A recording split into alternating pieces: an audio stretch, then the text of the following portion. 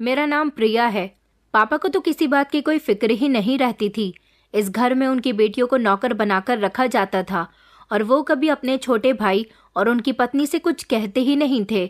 हमारे चाचा चाची हमसे प्यार नहीं करते थे और मेरे पापा के सामने ये जताया करते थे कि वो हम दोनों बहनों से बहुत प्यार करते हैं। पापा सारा दिन अपने कमरे में नशे में धुत रहते थे। मैंने और मेरी छोटी बहन अदिति ने कई बार पापा से मना किया था कि वो धूम्रपान ना किया करें, मगर पापा मानते ही नहीं थे। वो हर बार नशा करते थे, शराब पीते थे, ड्रग्स लेते थे, यहाँ तक कि सिगरेट भी पीते थे। पापा पर हमारी कही हुई एक बात का भी असर नहीं होता था। सुबह सवेरे उठते ही हम दोनों बहनों की ड्यूटी यही होती थी कि उठें और घर के सारे काम में लग जाएं। मेरे लिए ये समय हर रोज एक जैसा ही होता था। सुबह जल्दी उठना, अदिति को जगाना, पापा के लिए नाश्ता बनाना, उनकी दवाई देना और फिर जल्दी जल्दी घर के कामों में बिजी हो जाना। मगर आज कुछ अलग था। अदिति आज अपने कमरे से बाहर जाने को मना कर रही थी। वो कह रही थी कि वो आज किचन में जाकर काम भी नहीं करना चाहती। उसने मुझसे कहा था कि दीदी, आज आप खुद ही सारे काम देख लो। मैंने बिस्तर पर लेटी अदिति को झंझोड़ कर कहा कि उठो अदिति, देर हो रही है। मैं अकेले इतने सारे काम नहीं देख सकती। तुम जानती हो कि ये घर कितना बड़ा है और हम दोनों मिलकर ही इसको साफ करते हैं, तब हमें कितना टाइम लग जाता है। अकेले घर के सारे काम करूंगी तो मुझे दिन से रात हो जाएगी, मगर काम खत्म नहीं होगा और फिर चाची भी गुस्सा करेंगी। तुम चाची की आदत को तो जानती हो ना। अदिति ने धीमे से अपना मुंह चादर से बाहर निकाला। उसकी आंखें नींद में डूबी हुई थी। कहने लगी कि दीदी, तुम जाकर काम करो ना, मैं अभी थोड़ी देर में आ जाऊंगी। मेरा आज कुछ भी करने का मन नहीं है। मैंने हैरानी से उसे देखा। वो कभी ऐसी बात नहीं किया करती थी। वो जानती थी कि इस घर में बहुत काम होते हैं। हमें यहाँ आए हुए पिछले 6 महीने गुजर गए थे और जब से हम लोग यहाँ पर आए थे वो मेरे साथ मिलकर घर के एक एक काम में हाथ बटाया करती थी। उसे भी पता था कि इस घर के काम अकेला इंसान नहीं कर सकता, कम से कम 2 लोगों की ज़रूरत होती है। मेरी बहन हमेशा फुर्तीली रहती थी, मुझसे पहले उठकर किचन में जाया करती थी, तो फिर आज ये सुस्ती क्यों दिखा रही है। मैंने नरमी से उसके माथे पर अपना हाथ रखा और चेक किया कि कहीं उसे बुखार तो नहीं, लेकिन उसका शरीर तो नॉर्मल था। सिर्फ उसकी आंखों में एक अजीब सा डर था, जैसे वो किसी परेशानी में डूबी हुई हो। मुझे उस पर गुस्सा आ गया। मैंने कहा, अदिति, तुम जानती हो ना कि आज चाची जी का भतीजा आ रहा है और उन्होंने कल रात ही हमसे बोल दिया था कि सुबह जल्दी घर के काम काज में लग जाना। हमें उसके लिए कई वैरायटी का खाना बताया है चाची ने, और अगर हम टाइम से नहीं उठे और सारे काम टाइम से नहीं किया तो फिर तुम चाची जी का गुस्सा अच्छे से जानती हो। हमें इस घर में कोई कुछ भी कहता रहे, हमारे पापा को तो कोई फर्क ही नहीं पड़ता। हम दोनों ही एक दूसरे का सहारा हैं। हम दोनों में से अगर किसी एक को भी डांट पड़ी तो तकलीफ सिर्फ हम दोनों को ही होगी और किसी को नहीं। ये शब्द कहने काफी थे। अदिति फौरन ही उठकर बैठ गई थी, जैसे किसी सपने की तरह जगी हो। वो जानती थी कि इस घर में हम लोगों की कोई इज्जत नहीं थी। यहाँ हमारे साथ बेरहमी होती थी। माँ के मरने के बाद हमारे सर पर पिता का साया तो था, मगर वो साया नहीं, एक मुसीबत था जो हर समय हमारे शरीर को रौंदता रहता था। अदिति खामोशी से बिस्तर से उतरी और सुस्त कदमों से बाथरूम की तरफ चली गई। हम दोनों ने जल्दी से पहले अपना हुलिया ठीक किया और फिर उसके बाद हम दोनों ही घर की साफ सफाइयों में लग गए थे। पापा को नाश्ता मैं पहले ही करा चुकी थी। दरअसल ये हमारे चाचा जी का घर था, हमारे सगे चाचा का, पर ये हमारा भी घर था क्योंकि मेरे दादाजी काफ़ी अमीर इंसान थे। ये उनका बहुत बड़ा सा घर था और आज की कीमत के अनुसार ये जितना बड़ा था उससे कई गुना ज़्यादा महंगा घर था। ये उस समय की बात है जब मेरा जन्म भी नहीं हुआ था। मेरे मम्मी पापा की शादी हुई थी। मेरी मम्मी विदा होकर इस घर में आई थी जब मेरी दादी और दादाजी भी जिंदा थे। मेरी माँ ने दादा दादी की खूब सेवा की थी और फिर कुछ समय के बाद मेरे चाचा जी की भी शादी हुई। चाची इस घर में आई। उन्होंने भी दादा दादी का दिल जीतने के लिए हर तरह से कोशिश की और फिर मेरा जन्म हुआ। मैं बहुत छोटी थी, अपने दादा दादी की पहली पोती थी, इसलिए सब लोग मुझसे बहुत ज़्यादा प्यार करते थे। घर में सब कुछ बिल्कुल ठीक चल रहा था, लेकिन वक्त के साथ साथ मेरी माँ और चाची में मनमुटाव रहने लगा। वो एक दूसरे से छोटी छोटी बातों पर लड़ती रहती थी और ये छोटे मोटे झगड़े वक्त के साथ साथ बड़े होते गए। दादा दादी मेरे मम्मी पापा और चाचा चाची को बहुत समझाया करते थे। पहले ये लड़ाई जो औरतों के बीच थी, अब मर्दों के बीच भी आ गई थी। दोनों भाई आपस में लड़ने लगे थे। मेरी मम्मी का कहना था कि वो इस घर में नहीं रहेंगी, जबकि चाची का कहना था कि वो भी माँ के होते हुए इस घर में नहीं रहना चाहती। झगड़े भी ज्यादा किसी बड़ी बातों पर नहीं होते थे, बस वही घरेलू बातें। कभी मेरी मम्मी को लगता था कि वो घर का काम ज्यादा करती हैं, तो कभी मेरी चाची को लगता था कि वो घर का काम ज्यादा करती हैं। एक दिन चाची ने मेरी माँ से बदला लेने के लिए मुझ पर हाथ उठा दिया, जिस पर मेरी मम्मी पापा को बहुत बुरा लगा था। और फिर उसी दिन मम्मी और पापा अपना सामान पैक करके वो घर छोड़कर दूसरे शहर में आकर शिफ्ट हो गए थे। हालांकि दूसरे शहर में हम लोग रेंट पर रह रहे थे।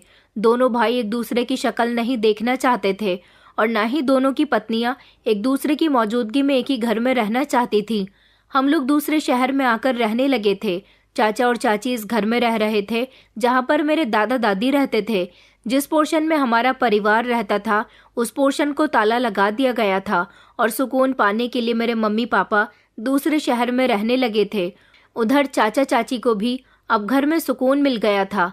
मेरे दादा दादी जो हमेशा यही चाहते थे कि उनके दोनों बेटे एक साथ एक ही घर में रहें, लेकिन ऐसा पॉसिबल नहीं हो सका था।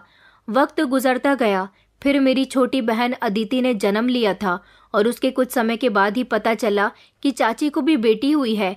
चाची की बेटी होने पर कोई उधर नहीं गया था और हमारे यहाँ अदिति के जन्म पर कोई इधर आया ही नहीं था। दूर रहने के बावजूद भी एक दूसरे के दिलों में मोहब्बत नहीं थी। फिर कुछ समय के बाद पता चला कि दादी की बहुत तबीयत खराब है और दादी इस दुनिया को छोड़कर चली गई।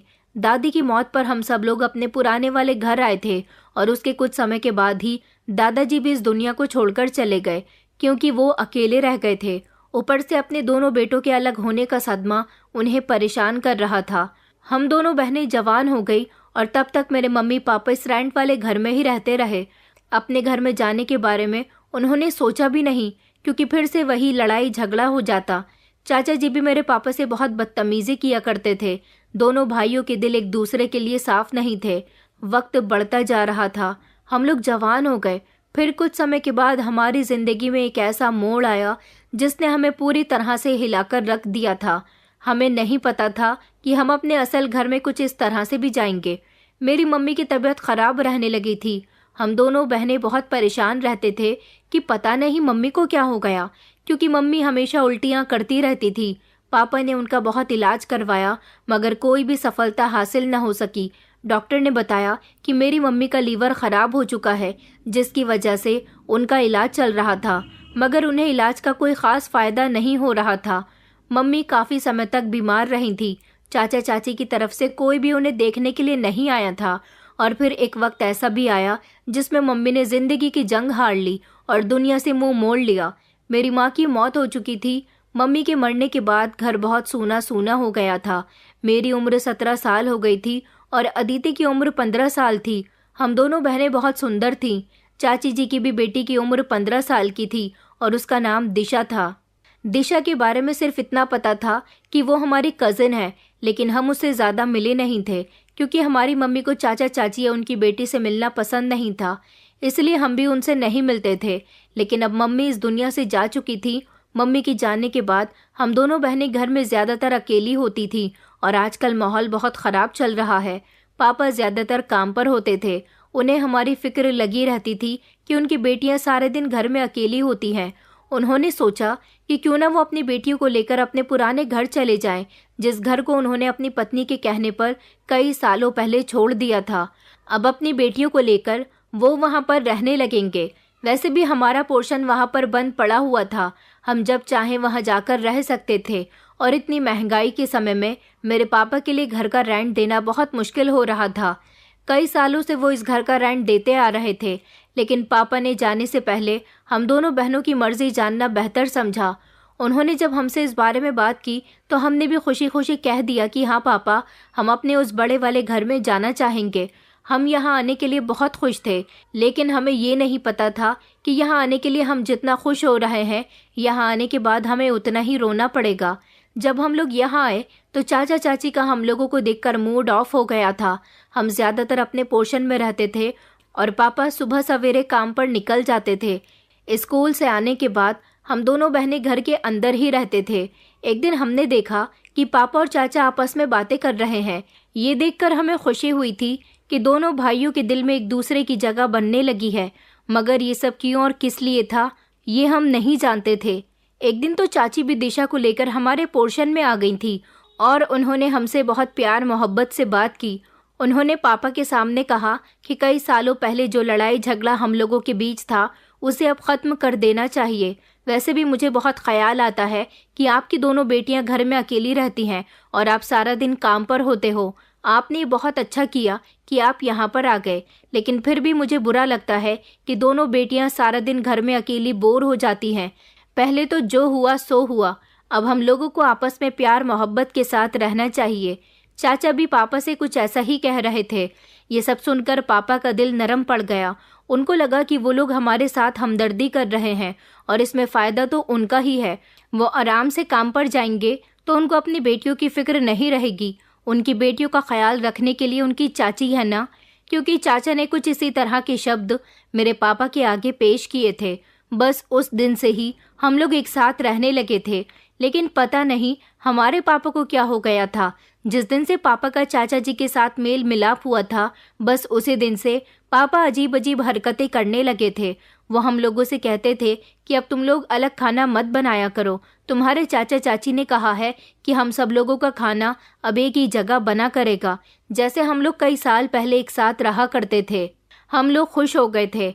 ये तो बहुत अच्छी बात है, मगर जब से हम लोगों ने एक साथ खाना बनाना शुरू किया था, चाची और दिशा तो कोई काम करती ही नहीं थी। उन्होंने सारा काम, घर की सारी साफ सफाई, यहाँ तक कि दोनों समय का खाना भी हम दोनों बहनों पर ही डाल दिया था। पहले उनके यहाँ एक नौकरानी काम करने के लिए आई थी, लेकिन जब से हम लोग उनके घर में आए थे, उन्होंने नौकरानी को भी काम से निकाल दिया था।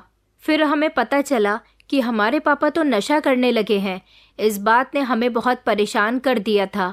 चाचा जी हमसे बहुत मोहब्बत करते थे। हम दोनों बहनों को बड़ी प्यार की नज़र से देखते थे। मैंने देखा था कि वो मुझसे भी ज़्यादा प्यार तो अदिति से किया करते थे।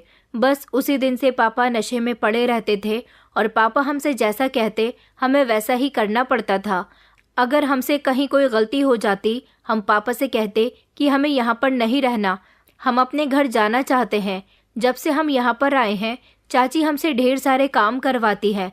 इस बात पर पापा गुस्सा हो जाते थे और कहते थे कि तुम लोगों को हजम नहीं हो रहा कि मैं कोई काम नहीं करता। मेरा छोटा भाई मेरा भी खर्चा उठाता है, तुम लोगों का भी ख्याल करता है, और तुम कहती हो कि तुम्हें यहाँ पर नहीं रहना।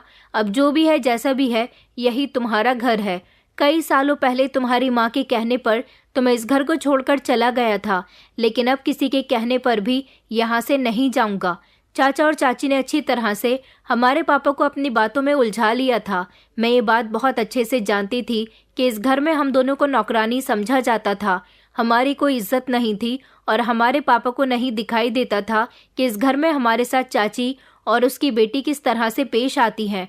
हालांकि अच्छा बिहेवियर तो मुझे सिर्फ अपने चाचा जी का लगता था और मैं चाचा जी की वजह से ही हमेशा खामोश रहती थी। हमसे किसी काम में कोई गलती हो जाती या काम करने में देर हो जाती, तब भी चाची हमें बहुत डांटा करती थी। और दिशा, वो तो जैसे अपने आप को इस घर की मलिका समझती थी, जैसे वो हमें कोई हुक्म दे और हम नौकरानी उसके हुक्म को फौरन मान ले। हम दो बहनें तो बस दो मशीनें थीं जो काम करती थी और इन लोगों को फ़ायदा पहुंचता था। लेकिन आज बहुत ही अजीब बात थी। अदिति मुझे कुछ घबराई घबराई सी लग रही थी। उसके काम करने में वो फुर्ती भी नहीं थी जो हमेशा हुआ करती थी, और उसके चेहरे पर अजीब सा डर झलक रहा था। मैंने उससे कहा कि तुम्हें कोई परेशानी है? मुझे ऐसा लगा जैसे वो मुझसे कुछ कहना चाहती हो, मगर फिर उसने सर झटक दिया। कहने लगी कि दीदी, मुझे नींद आ रही है, मेरी नींद पूरी नहीं हुई। मैंने उसकी आंखों में झांकने की कोशिश की, लेकिन टाइम नहीं था कि मैं उससे और सवाल करती। हम दोनों जल्दी जल्दी काम कर रहे थे, मगर वो कहीं खोई खोई सी थी। मैंने उससे थोड़ी देर बाद कहा कि अदिति, आखिर क्या बात है? उसने कहा कि दीदी, कुछ नहीं हुआ। मुझे ऐसा लग रहा था जैसे वो मुझसे कुछ छुपाने की कोशिश कर रही है। इतनी देर में ही चाची किचन में आ गई और कहने लगी, अरे तुम लोग अभी तक सफाइयाँ ही कर रही हो, खाने की तैयारी करो। रवि आएगा तो उसे सबसे पहले खाना दिया जाएगा। जब तक वो पहुंचेगा दोपहर का टाइम हो जाएगा और तुम लोग इतना आराम आराम से काम कर रही हो। तुम्हें तो टाइम की कोई कदर ही नहीं है। 11 बज चुके हैं और खाना तैयार करने में भी तुम्हें बहुत टाइम लगेगा, इसलिए जल्दी हाथ चलाओ। और अदिति, तुम जाओ अपने चाचा के कमरे की सफाई करो जाकर। अदिति ने सर हिलाया और सीढ़ियों की तरफ बढ़ गई। मैं उसे जाते हुए देखती रही। उसके चलने का अंदाज सुस्त था, जैसे किसी बोझ तले दबी हो। चाची का गुस्सा और काम का दबाव इतना ज़्यादा था कि मैं कुछ नहीं सोच सकी, मगर कहीं न कहीं मेरे दिल में बेचैनी थी। अदिति के सुबह वाले बिहेवियर को देखकर कुछ तो ऐसा था जो मैं समझ नहीं पा रही थी, और शायद जब तक समझती बहुत देर हो चुकी होती। आज का दिन कुछ अलग था, क्योंकि चाची के भाई का बेटा रवि लंदन से पढ़कर वापस आ रहा था।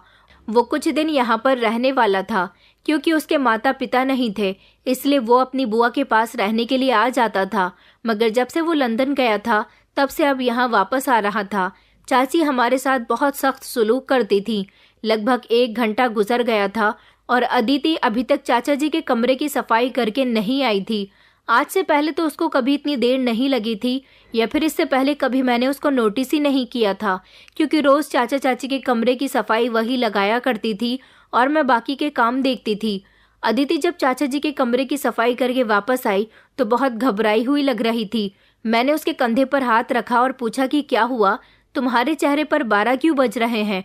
तो उसने कहा कि दीदी कुछ नहीं, जल्दी जल्दी काम करो, रवि भैया आते ही होंगे। अगर उनके खाने पीने में हमसे देर हो गई तो चाची हमें बहुत डांटेगी। रवि आ चुका था और हमने उसके लिए हर तरह का खाना तैयार कर दिया था। उसे हमारे हाथ का खाना बहुत पसंद आया था। रवि को ये नहीं पता था कि उसकी बुआ हमारे साथ क्या सुलूक करती है। उसे तो यही पता था कि हम उनकी फैमिली मेंबर हैं। वो कुछ दिन यहाँ रहने वाला था, क्योंकि यहाँ आसपास उसके कुछ दोस्त भी रहते थे। वो उनसे भी मिलने के लिए आया हुआ था। वो दिन तो गुजर गया था। हम लोग बहुत थक गए थे, क्योंकि उस दिन हमने सबसे ज़्यादा काम किया था। अगले दिन फिर से चाची जी चिल्लाते हुए कमरे में आई और कहने लगी, अभी तक तुम दोनों बहनें उठी नहीं हो, चलो जल्दी से उठो। और अदिति तुम जाकर अपने चाचा को नाश्ता दे आओ, वो उठ गए हैं। और प्रिया तुम रवि के लिए नाश्ता बनाओ। मैंने कहा जी चाची जी, जबकि अदिति ने कोई जवाब नहीं दिया और वो अपना हुलिया ठीक करते हुए फौरन ही किचन के लिए रवाना हो गई।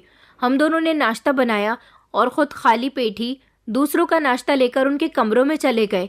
चाची की बेटी दिशा को भी सब कुछ बिस्तर पर ही चाहिए होता था। सुबह को वो सबसे देर में उठती थी और रात को सबसे देर में सोती थी। रात को वो जागती रहती थी और उसे कुछ न कुछ खाने को चाहिए होता था। मैंने घर में लगभग सबको नाश्ता करवा दिया था। मैं बर्तन धोने खड़ी हो गई थी। फिर मुझे एहसास हुआ कि अदिति अभी तक चाचा जी को नाश्ता देकर नहीं आई। आज तो उसे बहुत ही ज्यादा देर हो गई थी। मेरे दिल में अजीब सी बेचैनी होने लगी। मैंने घड़ी पर नजर डाली तो उसे ऊपर गए हुए 1 घंटे से भी ज्यादा हो गया था। पता नहीं उसे क्या हो गया। मैंने खुद से कहा, पता नहीं, मेरा दिल कह रहा था कि कुछ गलत हो रहा है, मगर दिमाग कह रहा था कि शायद वो किसी दूसरे काम में उलझ गई होगी। इतने में ही चाची की आवाज़ गूंजने लगी। उन्होंने कहा, ये अदिति कहाँ है? मैंने उसे कल ही बता दिया था कि उसे रवि के साथ बाजार जाकर घर का कुछ सामान लेकर आना है। रवि गाड़ी पर जा रहा था तो साथ में उसे भी ले जाता। चाची मुझसे बातें कर रही थी, मगर मैंने खुद को काम में बिजी कर लिया, क्योंकि मैं खुद भी कंफ्यूजन में थी कि आखिर अदिति ऊपर से अभी तक क्यों नहीं आई थी। थोड़ी देर हुई तो अदिति अचानक दौड़ती हुई सीढ़ियों से नीचे आई। मैंने चौंक कर उसकी तरफ देखा। वह हाँफ रही थी। उसकी सांसें जल्दी जल्दी चल रही थी, जैसे वो कहीं से भागकर आ रही हो। उसके चेहरे पर अजीब सा डर था और आंखों में एक अनजाना सा दर्द, जैसे कोई भयानक सपना देखकर जागी हो। मैंने कहा, क्या हो गया है? मगर वो कुछ नहीं बोली, बस तेजी से अपना दुपट्टा ठीक करती हुई सीधा रवि के कमरे में चली गई थी, क्योंकि उसे रवि के साथ बाजार जाना था। रवि हम दोनों बहनों के साथ बहुत अच्छे से बातचीत कर रहा था। जब अदिति बाजार से वापस आई तो मुझसे नजरें चुराने लगी। मैंने उसकी कलाई पकड़ी और कहा कि क्या हुआ है तुम्हें? तुम इतनी घबराई हुई क्यों रहती हो? उसने झटके से अपनी कलाई छुड़वाई और काम में बिजी हो गई। अगले दिन चाचा जी मेरे पास आए और मुझसे चिल्लाते हुए कहने लगे कि अदिति कहाँ है? 5 मिनट में उसे मेरे कमरे में भेजो। उसे अच्छी तरह से पता है कि मुझे इतने समय में कॉफ़ी चाहिए होती है। मैं चाचा जी के ऐसे बर्ताव पर घबरा गई थी कि वो इस बात पर इतना भी क्यों चिल्ला रहे थे। उस समय अदिति पापा को खाना देने के लिए गई थी। जैसे ही वो आई तो मैंने उससे गुस्से से कहा, फिर तुम्हें क्या परेशानी है? टाइम से अपना कोई काम क्यों नहीं करती हो? तुम जानती हो कि हमें यहाँ पर रहना है तो काम करना ही पड़ेगा। अदिति ने खामोशी से चूल्हे पर कॉफ़ी बनाने रख दी और तेज तेज कदमों से कॉफ़ी बनाने के बाद चाचा जी के कमरे में चली गई। दिन इसी तरह से गुजरते जा रहे थे, लेकिन मेरे अंदर एक हलचल सी मची हुई थी, क्योंकि अदिति का बिहेवियर मुझे बहुत परेशान कर रहा था और मुझे सोचने पर मजबूर कर रहा था। ऐसा कुछ नहीं था जिससे मैं पता लगा सकती कि आखिर उसे क्या परेशानी है। वो ज़रूर मुझसे कुछ छुपा रही थी। मैं जानने की कोशिश कर रही थी कि आखिर वो मुझसे क्या छुपा रही है, लेकिन मुझे ये नहीं पता था कि कुछ ही दिनों में मेरी पूरी ज़िंदगी बदलने वाली है। इधर रवि के साथ मेरी दोस्ती बढ़ती जा रही थी। रवि अपने ज़्यादातर काम मुझसे ही करवाया करता था और धीरे धीरे उसे ये भी पता चल गया कि हम दोनों बहनों को यहाँ नौकरानी बनाकर रखा जाता है। रवि को फोटोग्राफी करने का बहुत शौक था। वो जब से यहाँ आया था, बाहर घूमने जाता था, तब भी छोटी छोटी चीज़ों की तस्वीरें खींच कर लाता था और घर में भी उसे कोई यूनिक चीज़ दिख जाती या फिर कोई अच्छा मोमेंट होता, तब भी वो फ़ोटो लेने पर पीछे नहीं हटता था। उसने हर हसीन पल को अपने कैमरे में कैद किया हुआ था। कुछ दिनों बाद हमें पता चला कि चाचा चाची जी ने दिशा का रिश्ता पक्का कर दिया है, चाचा के किसी दोस्त के बेटे के साथ। हम लोग खुश हुए थे। वैसे तो मैं बड़ी थी, लेकिन यहाँ पर तो हम सिर्फ नौकरानी की हैसियत से रह रहे थे, इसलिए हम सपने भी नहीं देख सकते थे। इधर मेरे पापा को तो बस सारा दिन वो घर से बाहर होते तो नशा करते रहते थे और घर के अंदर रहते तो नशे की हालत में सोते रहते थे। अब मैं काफ़ी दिनों से नोटिस कर रही थी कि अदिति काम बहुत बदलने लगी थी।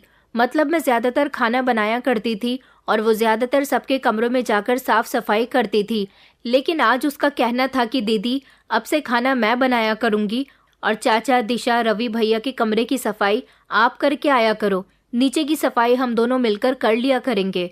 ये मेरे लिए हैरान कर देने वाली बात थी, क्योंकि वो कभी भी काम बदलने का नहीं कहती थी। अगला दिन निकला तो फिर से सुबह का नाश्ता लेकर वो चाचा जी के कमरे में चली गई, लेकिन आज भी बहुत टाइम हो गया था। वो अभी तक उनके कमरे से वापस नहीं आई थी। इस बात पर सिर्फ मैं ही ध्यान देती थी कि वो कब चाचा जी के कमरे से आती है और कब जाती है, क्योंकि चाची का ध्यान तो इस बात पर जाता ही नहीं था। वो ज्यादातर अपनी सहेलियों के साथ बिजी रहती थी। चाचा जी को आज किसी सेमिनार में जाना था और उनके साथ फोटो क्लिक करने के लिए रवि भी जा रहा था। मुझे बहुत बेचैनी हो रही थी कि आज उसे क्या हो गया, वो अभी तक क्यों नहीं आई। मेरी बेचैनी बढ़ने लगी तो मैंने सोचा कि मैं खुद जाकर देखूं कि आखिर अदिति कहाँ है। जैसे ही मैं ऊपर की तरफ जाने लगी, अचानक ऊपर से दौड़ती हुई अदिति नीचे आने लगी। मुझे उसकी हालत देखकर जोरदार झटका लगा। वो बुरी तरह से डरी हुई थी। ऐसा लग रहा था जैसे उसकी कंडीशन बहुत खराब है। मैंने अदिति से पूछा कि क्या हुआ है तुम्हें, तुम ठीक तो हो ना? लेकिन उसने मेरे सवाल का कोई जवाब नहीं दिया। उसने अपने दुपट्टे को ठीक किया और वहां से भाग गई। मैं उसके पीछे गई तो देखा कि वो रो रही थी। मैंने उसका कंधा पकड़कर हिलाया और कहा, अरे बताओ ना क्या बात है, क्यों रो रही हो? उसने जल्दी से अपने आंसू साफ किया और बिल्कुल खामोश रही। उसका शरीर कांप रहा था। उसी समय मोबाइल बजने लगा, जिस पर चाचा जी का फोन आ रहा था। उन्होंने कहा कि अदिति कहाँ है, उसे ऊपर भेजो, उसने कमरे की सफाई नहीं की है। मैं कुछ कहने ही वाली थी कि फोन बंद हो गया। अदिति ने जल्दी से झाड़ू उठाई और फिर से ऊपर चली गई। अदिति की हालत देखकर मेरा दिल बेचैन हो रहा था। क्या चाचा ने उसके साथ कुछ किया था? मगर नहीं, चाचा जी तो हमारे पिता समान हैं। मैं गलत सोच रही हूँ या फिर कोई और बात है? मैंने फैसला किया कि अब की बार मैं अदिति से सच उगलवाने की कोशिश करूंगी। मेरे दिमाग में बार बार अजीब अजीब ख्याल आ रहे थे, लेकिन मैं खुद को बार बार बदलने की कोशिश कर रही थी कि शायद मैं ही गलत सोच रही हूँ। अदिति जब इस बार वापस आई तो उसकी हालत पहले से भी ज्यादा खराब थी। उसकी तो कुछ बोलने की हिम्मत भी नहीं हो रही थी। मैंने फिर से उससे सच जानने की कोशिश की, लेकिन वो नज़र झुकाकर खड़ी रही। मैंने उससे कहा, क्या बात है, तुम मुझे बताती क्यों नहीं हो? तुम मुझे बता रही हो या फिर मैं कोई नया तरीका अपनाऊं? उसने कहा कि दीदी कोई बात नहीं है। मैंने कहा, तुम झूठ बोल रही हो, तुम्हारी कंडीशन देखकर साफ साफ नजर आ रहा है कि कुछ तो हुआ है। लेकिन उसने तो मुझे फिर भी कुछ नहीं बताया और धीरे धीरे काम में बिजी हो गई। मुझे ऐसा लगता था जैसे कोई अनहोनी होने वाली है। मैं जानती थी कि कुछ बहुत गलत हो रहा है, लेकिन मुझे ये नहीं पता था कि हकीकत इतनी खतरनाक होने वाली है। अगले दिन फिर से कुछ ऐसा ही हुआ, लेकिन अब की बार उसकी गर्दन की तरफ मेरी नज़र गई तो ये देखकर मैं हैरान रह गई थी कि उसकी गर्दन पर एक निशान था। जैसे ही मैंने उसकी गर्दन की तरफ इशारा किया, उसने जल्दी से निशान को दुपट्टे से ढक लिया। मैंने कहा, ये क्या हुआ है? तो वो कहने लगी कि दीदी बस थोड़ी सी चोट लग गई है। मैंने कहा कि झूठ मत बोलो। मैंने जब उसकी कलाई की तरफ देखा तो उसकी कलाई पर भी निशान थे। ये लड़की आखिर क्या कर रही थी? आखिर मुझसे क्या छुपा रही थी? मैंने सोच लिया था कि मैं खुद ऊपर जाकर देखूंगी कि आखिर होता क्या है। अभी मैं ये सब कुछ सोच ही रही थी, इतने में ही रवि आ गया और कहने लगा, अरे तुम दोनों बहनें यहाँ पर क्या कर रही हो यार, चलो कहीं घूमने चलते हैं।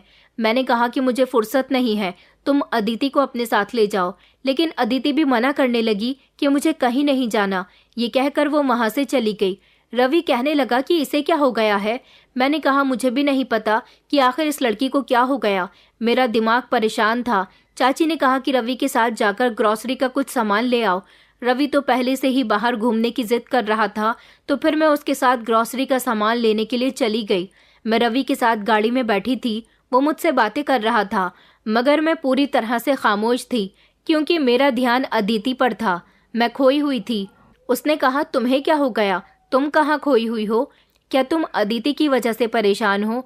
मैंने फौरन ही पलटकर रवि की तरफ देखा और मैं हैरान हुई कि तुम्हें कैसे पता। रवि ने गहरी सांस ली, कहने लगा कि प्रिया, मैं कुछ दिनों से अदिति में बहुत बदलाव महसूस कर रहा था। वो हमेशा चुपचाप रहती है, आज तो उसका चेहरा बिल्कुल सफ़ेद था। मेरे अंदर डर बढ़ गया। मैं जानता हूँ कि तुम्हें परेशानी हो रही है, मगर उसके साथ ज़रूर कुछ गलत हो रहा है, तो हमें कुछ करना होगा। मैंने कहा, पहले हमें सच्चाई तो पता चल जाए, मुझे हकीकत जाननी होगी।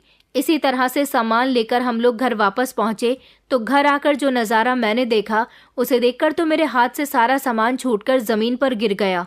मेरी सांसें रुक गई थी और एक ज़ोरदार चीख निकल गई। मैं भागती हुई उसके पास गई, लेकिन जैसे ही मैं झुकने लगी, पुलिस इंस्पेक्टर ने मुझे रोक लिया।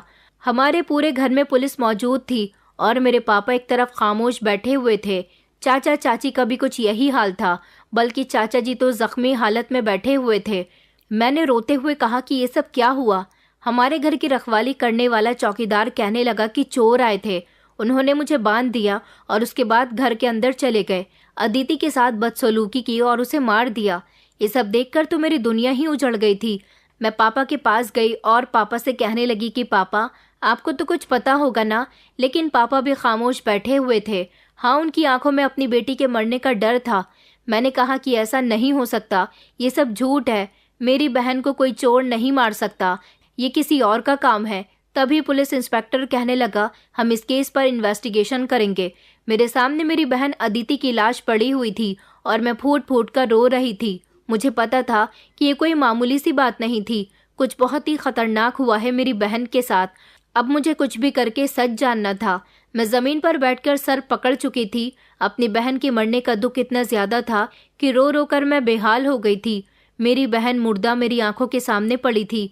पुलिस इंस्पेक्टर ने उस पर सफ़ेद चादर डाल दी। मेरे कानों में लोगों की आवाज़ें आ रही थी, जैसे सब कुछ धुंधला सा हो गया हो। चाचा जी जख्मी हालत में बैठे हुए थे और उनके चेहरे पर अजीब सी परेशानी थी, जबकि घर के सारे लोग हैरान खड़े हुए थे। सबने कहा कि घर में लूटमार हुई है, अदिति ने चोरों को रोकने की कोशिश की थी, इसलिए उन्होंने उस पर वार कर दिया। मैंने सर उठाया और अपने चाचा जी की तरफ देखा। उनके चेहरे पर खामोशी छाई हुई थी, जैसे वो खुद को मासूम साबित करने की कोशिश कर रहे हों। मैंने कहा कि ये सब झूठ है, ऐसा नहीं हो सकता। मेरे बराबर में खड़ा हुआ रवि मुझे संभालने की कोशिश कर रहा था। मैंने कहा, मेरी बहन के साथ ज़रूर कुछ बुरा हुआ है, उसको जानबूझकर मारा गया है, उसे किसी चोर ने नहीं मारा है। तो पुलिस इंस्पेक्टर कहने लगे, क्या तुम्हारे पास इस बात का कोई सबूत है या तुम कुछ जानती हो? मुझे पता नहीं क्यों अपने चाचा जी पर शक हो रहा था। मन तो कर रहा था कि मैं उन्हें झंझोड़ कर पूछूं कि इस सब में आपका हाथ है, लेकिन कैसे? मुझे सब लोग बिना सबूत के बदनाम कर सकते थे। पुलिस मेरी बहन को पोस्टमार्टम के लिए ले गई थी और फिर उसका अंतिम संस्कार भी हो गया। पापा ने कहा कि उस समय मैं सो रहा था, इसलिए मुझे पता नहीं चला कि अदिति के साथ घर में क्या हुआ। मैं और रवि घर से बाहर थे। चाची जी सेमिनार में गई हुई थी, तो फिर घर में कौन था? चाचा जी, इसलिए मेरा शक उन पर जा रहा था। चाची ने तसल्ली दिलाई कि आरोपी कौन है उसे पुलिस जल्द ही ढूंढ निकालेगी, तुम रोना बंद करो। मैंने चाची को भी यही बताने की कोशिश की कि मेरी बहन को चोरों ने नहीं मारा, बल्कि उसके साथ कोई सोची समझी साजिश की गई है। उन्होंने कहा कि अदिति, तुम अभी सदमे में हो, ऐसी बातें मत करो जिनका कोई मतलब न हो और ना ही कोई सबूत हो। मैंने चाची को चैलेंज किया और कहा, अगर मुझे सबूत मिल गया तो। वो 1 मिनट के लिए खामोश हो गई और कहने लगी कि पुलिस इन्वेस्टिगेशन कर रही है, देखते हैं कि क्या होता है। मैं काफ़ी समय तक वहीं बैठी रही थी और अपनी बहन को याद करती रही। पापा भी मुझे तसल्ली दे रहे थे, लेकिन मैंने पापा को झटक दिया। अगर वो सावधान रहते तो शायद इतनी बड़ी घटना नहीं घटती। ये सब उनकी लापरवाही का नतीजा था। जिस दिन से वो यहाँ पर आए थे, उन्होंने अपनी बेटियों पर नजर रखना ही छोड़ दिया था। वो तो अपने नशे में लगे रहते थे। कुछ दिनों बाद जिंदगी फिर से रूटीन पर आ गई। मैं घर के कामों में पहले की तरह लगी रही, लेकिन अब मेरे साथ घर के कामों में हाथ बटाने वाली मेरी बहन नहीं थी। अब इतने बड़े घर का काम और सब लोगों के लिए खाना मुझे अकेले ही बनाना था। जिस दिन से मेरी बहन की मौत हुई थी, मैंने नोटिस किया था कि चाचा जी अब ज्यादातर चाची के साथ रहने लगे थे। हालांकि पहले वो ज्यादातर अपने कमरे में होते थे और काम भी अपने कमरे में ही बैठकर किया करते थे।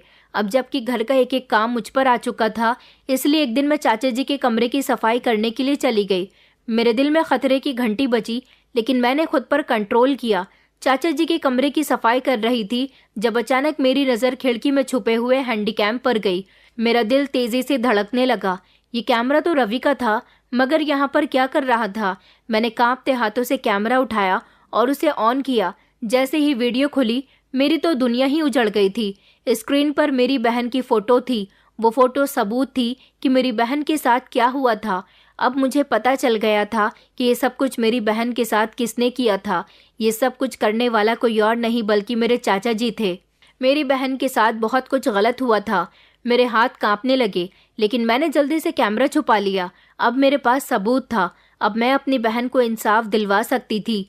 मैंने जैसे ही बेडशीट चेंज करने के लिए पुरानी चादर हटाई, तो मैट्रेस पर अजीब से निशान थे जो इस बात का सबूत दे रहे थे कि मेरी बहन के साथ गलत इसी कमरे में हुआ है। मेरी आंखों में आंसू आ गए, मगर मैंने जल्दी से एक एक सबूत की तस्वीर कैमरे में रिकॉर्ड कर ली और फिर बेड के नीचे झाड़ू निकाली तो कुछ टूटी हुई चूड़ियां निकल आईं। ये मेरी बहन की चूड़ियां थी। उसे चूड़ियां पहनने का बहुत शौक था। अब मुझे सब कुछ समझ आ गया था कि यहाँ मेरी बहन के साथ क्या हुआ था। मैं सब जान चुकी थी।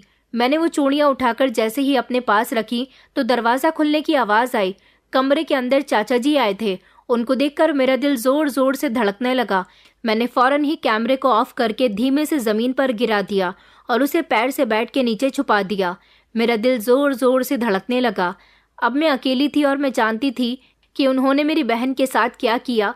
मैं सब कुछ देख चुकी हूँ, तो वो मुझे भी खत्म कर देंगे। मैं सीधी खड़ी रही। चाचा जी अंदर आए। पहले तो वो मेरे इर्द गिर्द घूमने लगे और कहने लगे कि सफाई करने में इतना टाइम लगता है, क्या कर रही हो यहाँ इतनी फुर्सत से। मेरे एक हाथ में अदिति की चूड़ियां थीं। उनको मैंने मजबूती से पकड़ लिया और सोच लिया कि अब मैं ये खेल खत्म करके ही रहूंगी। मैंने कहा, मैं तो बस सफाई कर रही थी। फिर उन्होंने मेरी बंद मुट्ठी देख ली और मेरा हाथ पकड़कर उसे मरोड़ने लगे। उन्होंने कहा, ये क्या है तुम्हारे हाथ में, अपनी मुट्ठी खोलो। मैंने कहा, चाचा जी प्लीज छोड़िए, मुझे दर्द हो रहा है। उन्होंने कहा, मैं तुमसे कुछ कह रहा हूँ। उन्होंने जबरदस्ती मेरा हाथ खोलकर देख लिया और कहने लगे कि ओ तुम समझ गई हो। उन्होंने मेरा मुंह दबोच लिया और कहने लगे कि मेरी जासूसी करने के लिए आई हो तो तुम सब कुछ जान गई हो। मैंने कहा कि चाचा जी, आपने मेरी बहन के साथ अच्छा नहीं किया। मैं आपसे अपना बदला लेकर रहूंगी, आपको नहीं छोड़ूंगी। चाचा जी कहने लगे, अब जब तुम सारी सच्चाई जान गई हो तो फिर मुझे तुम्हारा भी कुछ न कुछ करना ही पड़ेगा।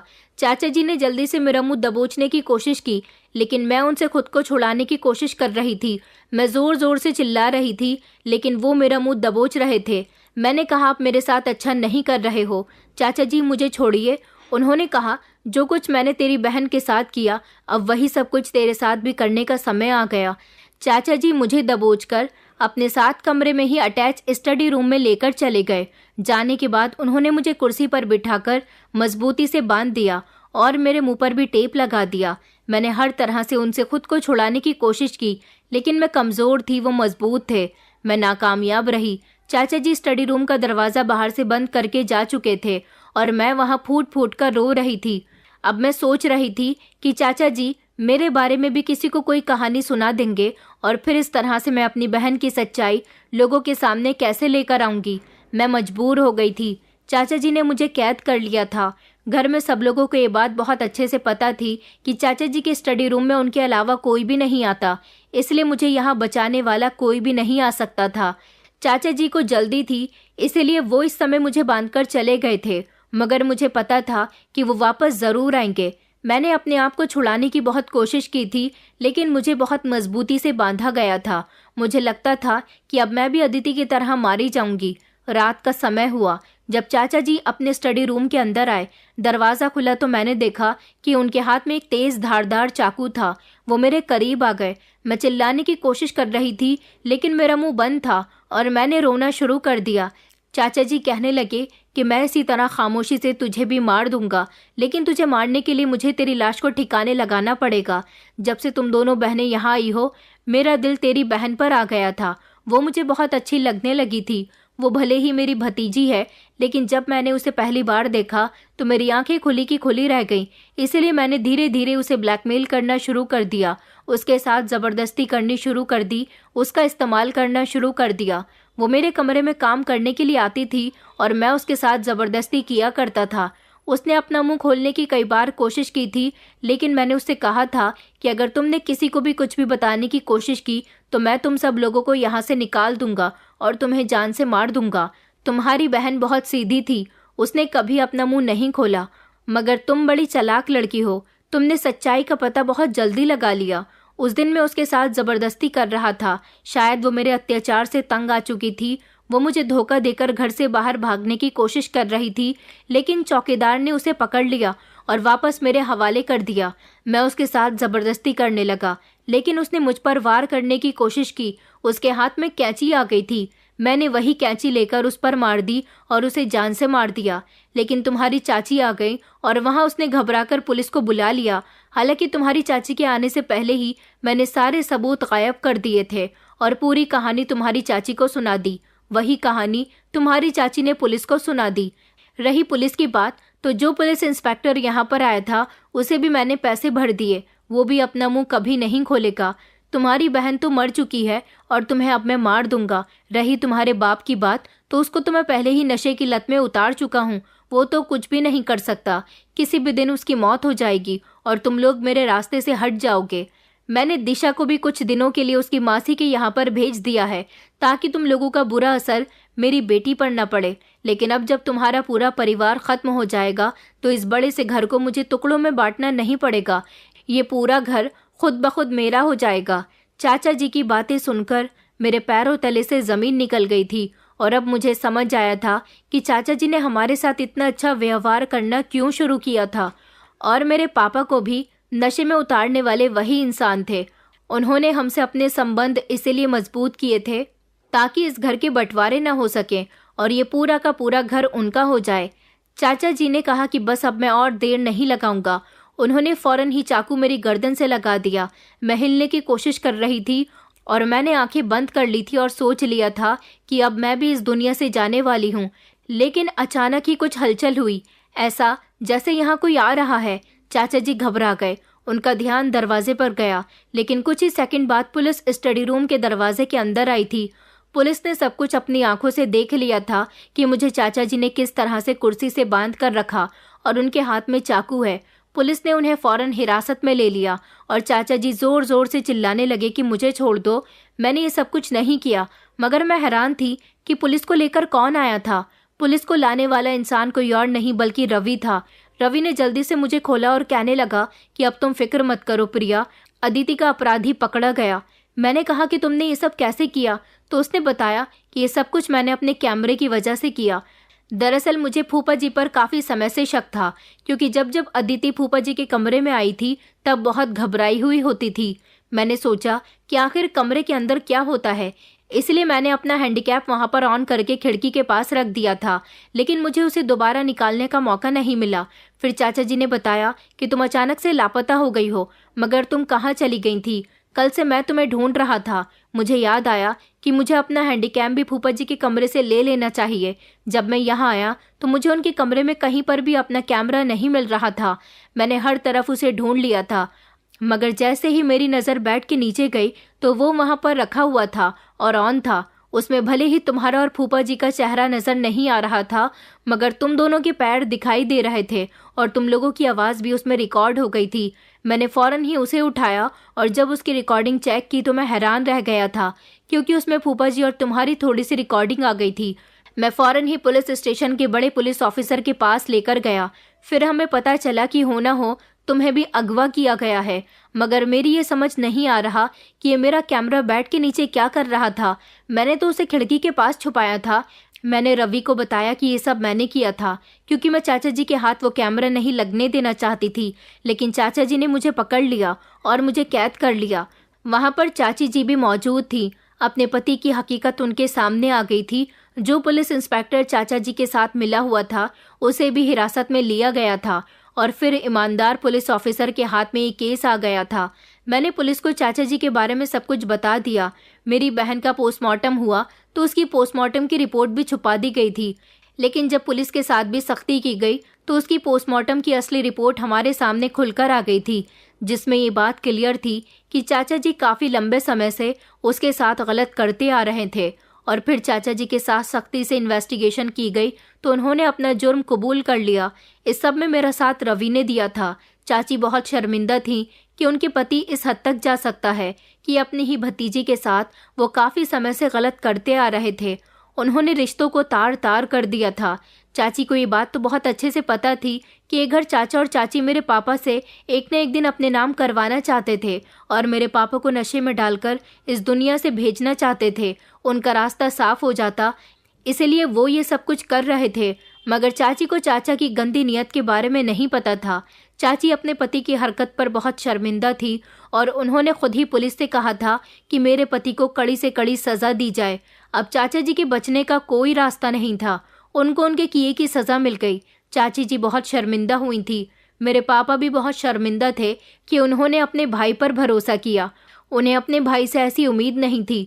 अब उनको लगता था कि उनका भाई कोई इंसान नहीं बल्कि हैवान है। पापा ने मुझसे वादा किया और कहा कि बेटा, अब मैं आइंदा किसी दूसरों की बातों में नहीं आऊँगा, हमेशा अपनी बेटी का ख्याल रखूँगा। लेकिन अब तो काफ़ी देर हो चुकी है। अब पापा मेरा क्या ख्याल रखेंगे? उनकी लापरवाही की वजह से मेरी एक बहन तो जा चुकी है। चाचा जी के जाने के बाद चाची अकेली रह गईं। उन्होंने दिशा की शादी कर दी, लेकिन वो हमेशा शर्मिंदा रहती थी। इसलिए उन्होंने अपने और चाचा जी के नाम का हिस्सा बेचकर उसके पैसे अनाथ आश्रम में दे दिए, जिसमें बच्चों की देखभाल के लिए पैसा पहुंच गया था। चाची जी को लगा कि ऐसा करके वो मेरी बहन की आत्मा को शांति पहुंचा सकती है, क्योंकि वो अपने पति पर बहुत भरोसा करती थी और उनके पति ने उनका भरोसा तोड़ दिया। चाची काफ़ी हद तक बदल गई। रवि ने मुझे संभालने की बहुत कोशिश की और उसने मुझे शादी के लिए प्रपोज कर दिया। मेरे पापा ने कहा कि बेटा, रवि बहुत अच्छा लड़का है। इस तरह मेरी शादी रवि के साथ हो गई। मैं अब उसके साथ रहती हूँ। लेकिन जब भी मुझे चाचा जी की हकीकत याद आती है, मुझे बहुत गुस्सा आता है कि वो उनकी बेटी समान थी। क्या भला किसी चाचा को अपनी भतीजी के साथ ऐसा करना चाहिए? कुछ लोग रिश्तों की अहमियत नहीं जानते। कुछ लोग रिश्तों को तार तार बड़ी आसानी से कर देते हैं। आप हमें बताइए कि ऐसे लोगों को आसानी से माफ़ करना चाहिए या नहीं? दोस्तों, उम्मीद करती हूँ आपको हमारी कहानी पसंद आई होगी। कहानी पसंद आई है तो वीडियो को लाइक करें, चैनल पर नए हैं तो चैनल को सब्सक्राइब करें और हाँ, नोटिफिकेशन बेल को ज़रूर दबाएं ताकि अगली अपडेट सबसे पहले आपको मिले।